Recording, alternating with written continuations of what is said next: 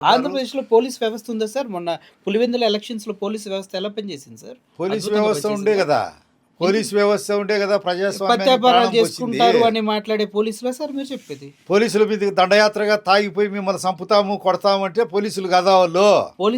పోలీసుల మీదకెళ్తే కేసులు పెట్టాలి సార్.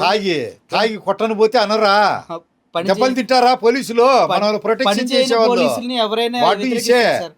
తనలు తింటారా వాళ్ళు? పని చేయని మన పోలీసులే రక్షకులు ప్రశ్నిస్తారు సార్. తాగిపోయి పోలీస్ స్టేషన్ల మీద దాడి చేసే వాళ్ళు ఊరుకుంటారా? పబ్లిక్ కట్టే ట్యాక్సుల మీద పోలీసులు సాలరీస్ ఇస్తున్నారు సార్. ట్యాక్సులు కడుతున్నారని తాగిపోయి మనం పోలీసులను కొట్టను మందు బ్యాన్ పోతారా? చేయాలి కదా టీవీ. తిట్టను పోతారా? మందు బ్యాన్ చేయాలి సార్. అటువంటిప్పుడు తిట్టను పోతారా? ప్రభుత్వం తాగిపోయి మందు అమ్మకూడదు సార్. అప్పుడు చట్టం అలౌ చేస్తుందయ్యా, చట్టం అలౌ చేస్తుంది. చట్టం చట్టం అమ్మొద్దు రీత్యానే సార్ అప్పుడు. ప్రవేశపెట్టారు. దొంగ మంది ఏమో అమ్మలే. అమ్ముతుంది ఎవరు?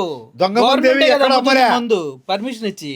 దొంగ మందు ఎక్కడ మందు అమ్మలేదు. ఇచ్చింది వాళ్ళే, పోలీస్ డిపార్ట్మెంట్ కే పర్మిషన్ ఇచ్చింది. దొంగ మందు ఎక్కడ అమ్మలేదు లేవా?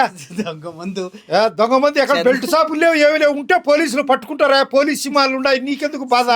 నాకే బాధ సార్. సీల్చి చెండాడతారు. మీకు ఇంత లేదు ఎందుకు లేదు? మైసభ సృష్టించినట్టు చెప్తాడు. లేదు కాదు, ఉంది సార్. మీరు ఒప్పుకోలేకపోతే లేదయ్యా.